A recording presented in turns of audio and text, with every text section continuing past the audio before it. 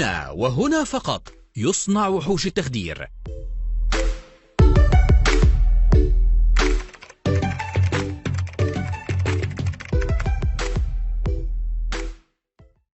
السلام عليكم ورحمة الله وبركاته. ازيكم يا أجمد وأجمل وحوش التخدير في الدنيا كلها؟ يا رب دايما تكونوا بخير وصحة وسعادة وراحة بال وناس جميع حاجة. احنا النهاردة بنتكلم على مملكة السن اس الجميلة، واحنا في الفيديو التاني. خليك فاكر معايا ان اول فيديوهات بنتكلم فيها على الاساس على الفسيولوجي وسن اس، اللي هو بناء عليه هندخل في اهم حاجة اسمها نيورو بروتكشن، ومنها بعد كده ندخل في الحالات الخاصة بتاعتنا سواء كانت هيد تروما او برين ماس، وغالبا تبقى تيومر او حالة سب اراكنويد هيموريدج. وغالبا امتحانك او حالاتك اللي انت هتنمى في النيورو باذن الله مش هتطلع بره الكلام ده. فاحنا بنتاسس الان في هذه المملكه العظيمه الا هي مملكه العظمه والفخامه. قلت لك الاطراف الثلاثه عشان تعمل نيورو بروتكشن، وهو ده هدفنا. كان 3 حاجات عملناها في مثلث المره اللي فاتت: انك تمنتين السيريبرال بلاد فلو، والسيريبرال ميتابوليك ريت اوف اوكسجين، ولا تنسى الاي سي تي. حلو. وقلنا نبدا ناخد واحد واحد، وخلصنا المره اللي فاتت البرين ميتابوليزم سواء الاس ام ار او2 او جلوكوز. وفي المناسبه بالنسبه للاس ام ار او2 مونوتورنج، وده طبعا اتكلمنا عنهم بالتفصيل في عالم المونوتورنج في ماده الفيزيكس الجميله اللي هي رياضه الانستيزيا في كورس الفاندامنتال. ممكن تعرفه بطريقه من 4. الاولانيه فيكس برنسبل اللي احنا جبنا منها الرقم بتاعه، حدد يا سيدي سي بي اف والسيريبرال ارتيريال اوكسجين كونتنت والسيريبرال فينوس اوكسجين كونتنت. الحاجه الثانيه السيريبرال اوكسيمتري، واتكلمنا عليه هناك في الفيزيكس اللي هو كان عباره عن نير انفراريد سبيكتروسكوب. والحاجة التالتة الجاكولار بالب فينوس اوكسجين ساتوريشن. والحاجة الرابعة حاجة اسمها بارشال بريشر اوف برين اوكسجين تيشن. كل ديت حاجات نقدر نجيب بيها الاس ام ار اوتو. حلو جدا. النهارده بقى احنا هنبدا نتكلم على ايه؟ هنبدا نتكلم على الكبير قوي بتاعهم السيريبرال بلاد فلو. وطبعا الكلام كله متشابك، يعني احنا بنتكلم على السي بي اف هتلاقيني جايب لك سيره الاي سي تي لانه هيدخل معانا في الموضوع وهتعرف ازاي. لكن الاي سي تي هنفرد له فيديو لوحده ونتكلم عنه باذن الله عز وجل. ولعلمك حتى لما ندخل بقى في الحالات بتاعتنا برضه هنجيب سيره الكلام ده، لان هم دول ال3 فاكتور الكبار قوي اللي بنلعب عليهم في اي نيورو بروتكشن، في اي حاله نيورو هنقيمها. طيب تعالوا نشوف عناويننا مع بعض. ايه العناوين بتاعتنا في هذا السيريبرال بلاد فلو؟ طبعا هيجي على اكتر من فيديو والفيديوهات قصيره فنبدا نعيشها مع بعض. عندي عنوان اسمه الاناتومي، تعالى نتعرف عليه. بعد كده الفاليو، الفلو ده قد ايه. بعد كده في عنوان تاني اسمه كريتيكال، وطبعا ده عنوان كبير تحته عناوين صغيره، عندي 5 عناوين فيه. ونيجي للعنوان الاعظم اللي اسمه ريجوليشن. ريجوليشن دي لوحدها فيها قصه. في عنوان اسمه فاكتور، وعنوان اسمه اوتو ريجوليشن، وعنوان اخير اسمه الانستيك افكت، يعني الادويه اللي احنا بنديها في الانستيزيا هتاثر ازاي على الريجوليشن ده. يبدو ان هو موضوع طويل وكبير هنعيش فيه فعلا، لكن في الاخر هنستمتع جدا بهذه الرحله الشيقه. خلينا نبدا باول عنوان معانا اللي هو الاناتومي.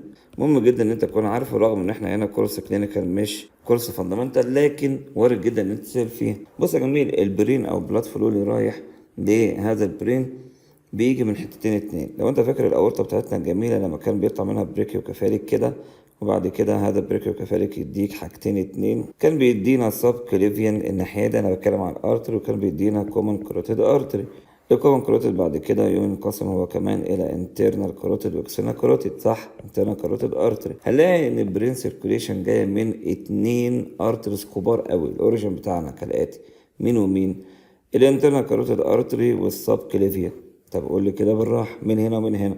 الانترنال كاروتيد هنعرف دلوقتي هيدينا مين، والسب كليفيان هيدينا حاجه اسمها فيرتبرال ارتريز يمين وشمال، ونشوف ايه اللي هيحصل دلوقتي. كان جدير بالذكر ان المفروض اورجان مهم جدا زي البرين كل هيمسفير منهم ما بقاش معتمد على بلاد سبلاي منفصل عن الاخر. يعني ما تلاقيش الرايت هيمسفير والليفت هيمسفير كل واحد له بلاد سبلاي بتاعه، لا طبعا. ليه؟ لان اورجان شغال بقوه زي كده لازم يكون له سيفتي مارجن في البلاد سيركيوليشن والبلاد فلو اكتر من كده. فعلا لازم يكون في انستموزس ما بين الناحيه دي والناحيه دي، وده اللي احنا هنشوفه في البلاد سبلاي بتاع البرين.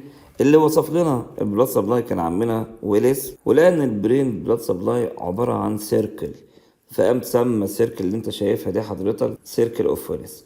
جميل جدا. تعالى نتعرف عليها بتعمل من مين عشان خاطر نبقى فاهم مع بعض. التلات أخماس اللي فوق غير الخمسين اللي تحت. التلات أخماس اللي فوق من البرين تيشو بيتغذوا بإيه؟ بيتغذوا بالآتي: الانترنال كاروتيد يا جميل كان خلص المسيرة بتاعته وهيكمل از ميدل سيريبرال ارتري، لكن قبل ما يدينا ميدل سيريبرال ارتري قام طلع لنا هذا الجميل اللي هو الانتيريور سيريبرال. الانتيريور سيريبرال فيه يمين وفيه شمال زي ما انت شايف. هل التقوا مع بعض؟ لا خالص، كل واحد مشي بسكته، ده راح كده وده راح كده، ليفت ورايت.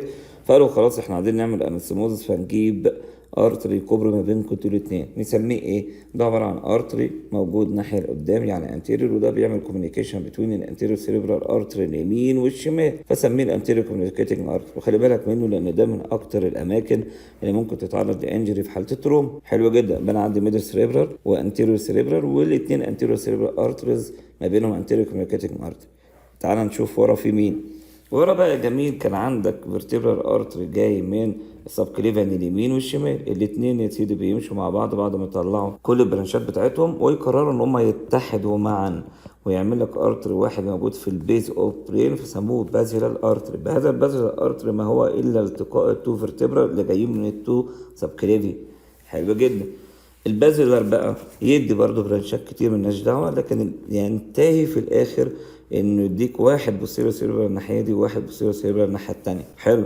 هل الاتنين بوستيريو سيربرال هيروحوا يلحموا في الميدل سيربرال؟ لا يا جميل، مش هيلحموا، لازم يطلع ارتري تاني يربط بتوين البوستيريو سيربرال الناحيه دي مع الميدل سيربرال بتاع نفس الناحيه، وكذلك برضو يجي ارتري تاني يربط بين البوستيريور سيربرال ده والميدل سيربرال ده، نسميه ايه؟ بوستيريور كوميونيكيتنج ارتري. والمره دي انا عندي اتنين وليس واحد، واحد اهو وواحد اهو.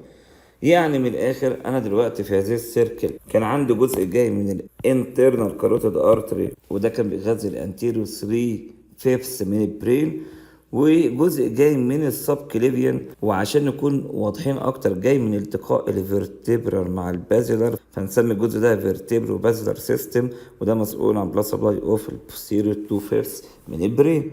هي دي سيدي سيركل اوف فيلز. طبعا المفروض ان انت تبدا ترسمها مره واثنين وثلاثه، بس انا عايز اديك ايحائيه كده صغيره عشان تسهل عليك الدنيا. تحس ان السيركل ده عباره عن راس وبعدين دراعين اتنين وبعدين ترانك وبعدين رجلين، بالظبط هي كده. تعالى نرجع معايا، من ده فيرتبرال ارتري وده فيرتبرال ارتري، ومن ده بازيلال ارتري، من ده بوستيريور سيريبرال ارتري، بوستيريور سيريبرال ارتري.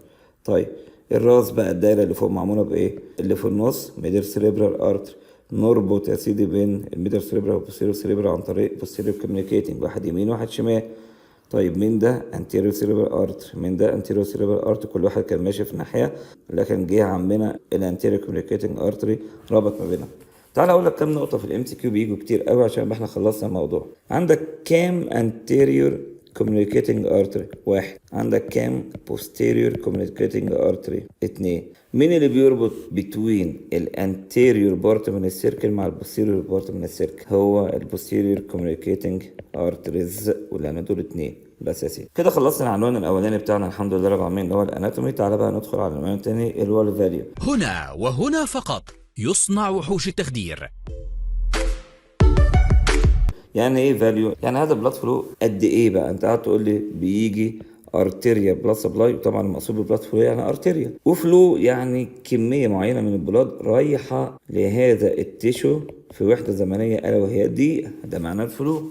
لقينا الاتي يا جميل ان كل 100 جرام من البرين هيوصل لهم بلاد قد ايه؟ ده اللي احنا عايزين نقيسه الفلو بتاعنا في خلال دقيقه واحده. فلقينا ان مش كل التيشو بتاع البرين بنفس الاهميه، قاسوها وطلعوا لنا بالرقم ده. الجزء الجري ماتر اللي موجود في البرين وده الاهم بكتير هو ده بتاع النيرف سيل، بياخد حوالي 80 مليلتر بلاد لكل 100 جرام منه في الدقيقه الواحده.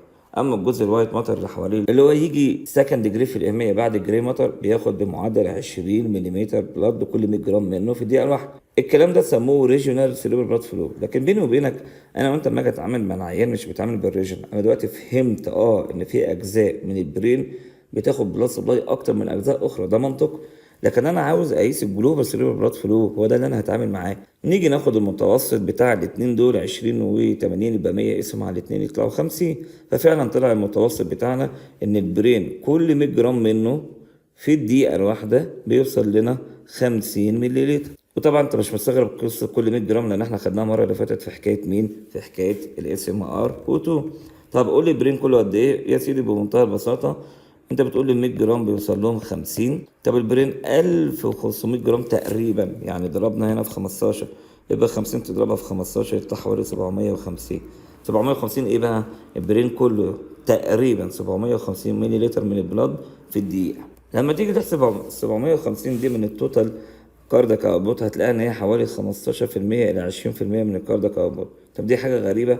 لا، احنا عارفين من الفسيولوجي، احنا وحوش الفسيولوجي، حاجه زي الكدني، الليفر، الهارت، هما كمان بياخدوا تقريبا خمس الكاردياك اوتبوت. لكن اللي كان متميز فيها جامد جدا برين، مش حكايه انه بياخد حوالي خمس كاردياك اوتبوت، ان هو كان بياخد خمس الاكسجين كونسبشن. خلصنا العنوان التاني والاولاني، ندخل بقى في العنوان التالت يا جميل، الا هو الكريتيكال سيريبرال بلاد فلو. ده عنوان لوحده، ويبدو من اسمين انت بتتكلم على حاجه كريتيكال، حاجه وحشه، في احنا بسيتويشن مش عايزين نوصله ابدا ان شاء الله. من هذا العنوان في عنوان اخرى زي ما انت شايف قدامك، عندي عنوان اسمه definition value degree الباثوجينيسيس. تعال نتكلم مع بعض عن كل واحد منهم.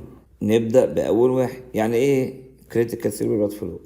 ده قيمة السيريبرال بلاد فلو اللي أقل منها البرين هيدخل في اسكيميا. ماشي كده، واضح إن هو كريتيكال. أنا كبرين محتاج منك في الدقيقة يا عم نهارت 750 ملي بلاد.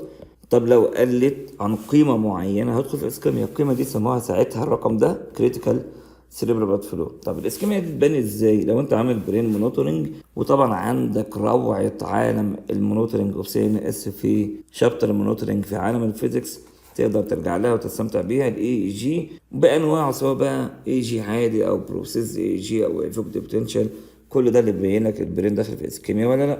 طيب الفاليو بتاعتنا، الرقم بتاعنا كام؟ بصفه عامه اي كريتيكال غالبا لما نوصل لاقل من نص القيمه النورمال. يعني لما اجي اقول لك كريتيكال سيريبرال بلاد فلو، لما اقول لك كريتيكال سيريبرال برفيوجن بريشر، فنفس الكلام لما نوصل اقل من النص.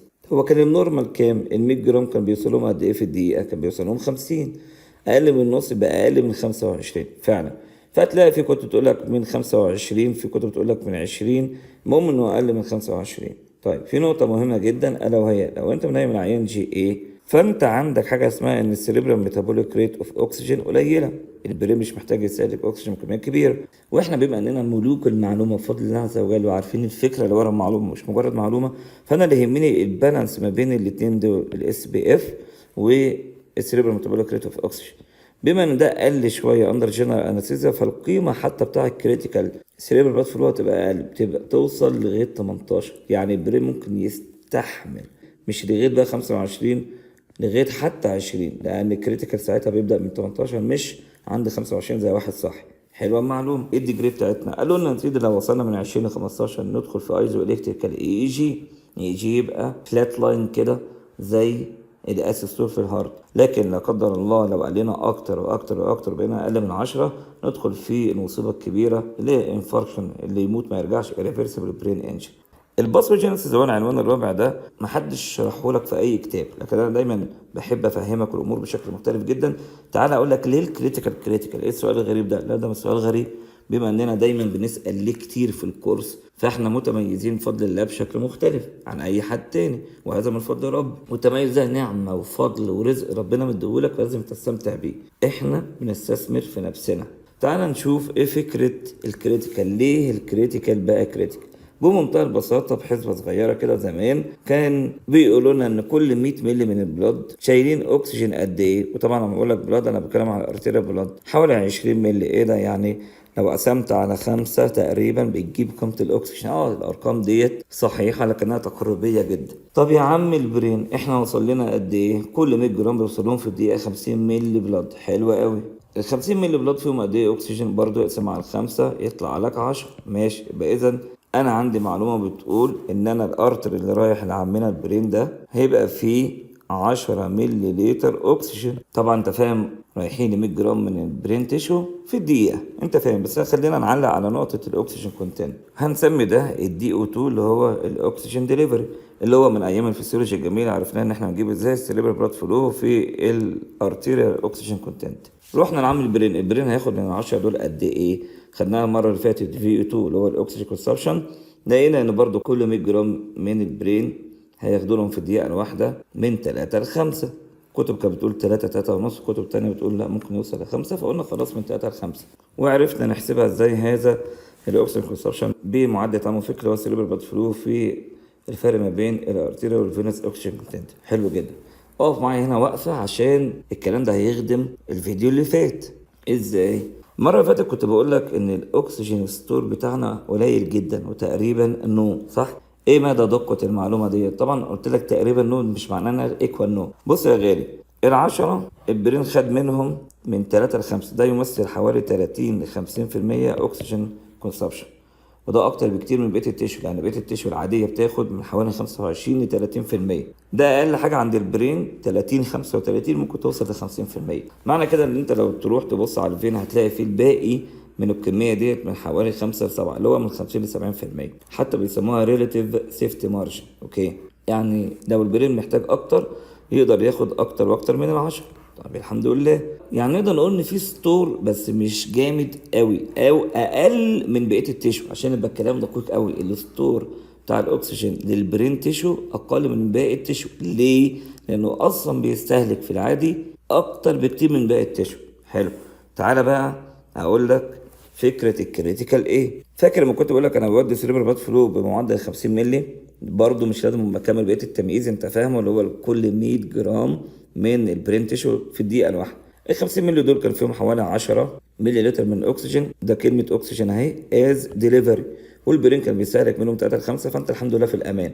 تخيل معايا بقى ان السيريبرال بلاد فلو قل، بدل ما كان 50 بقى 20. ال 20 دول فيهم قد ايه اكسجين؟ طبق قاعده اقسم على 5، اقسم من 20 على 5 اديك 4 وانا بستهلك من 3 ل 5. اغلب الكتب بتقول لك انك بستهلك من 3 ل 3.5، يعني انت بتودي لي 4 مللي وانا بستهلك حوالي 3.5 مللي. طب افرض استهلك 5، يبقى ال4 دول مش كافيين، يبقى ده بدايه الكريتيكال سيتويشن. فهمت ليه كريتيكال؟ مش عشان بلاد فلو قل في حد ذاته، عشان اهم حاجه بيمثلها بلاد فلو اللي هو الاكسجين كاريان كاباسيتي بتاعته بدات تقل. طب تخيل لا قدر الله لو وصلت لغايه 10 اللي انا كنت بقول لك عندها بيحصل ريفيرسبل برين انجري، 10 فيهم قد ايه اكسجين؟ 2 اقل من اقل كميه البرين بيحتاجها وبيستعملها، فيحصل ريفيرسبل برين انجري. فهمت ليه؟ الكلام ده محدش هيفهمه لك ابدا، ولا يقعد يقضي وقت معاه ودقايق عشان تبقى فاهم ليه كريتيكال. لكن بيني وبينك عشان احنا وحوش الوحوش بفضل الله عز وجل، الموضوع مش بيعتمد على الكميه بس، على الوقت كمان.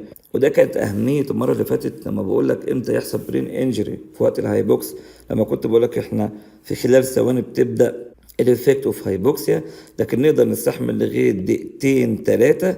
اشمعنى؟ لان الكريتيكال اوكسجين سبلاي هيبدا في الوقت ده.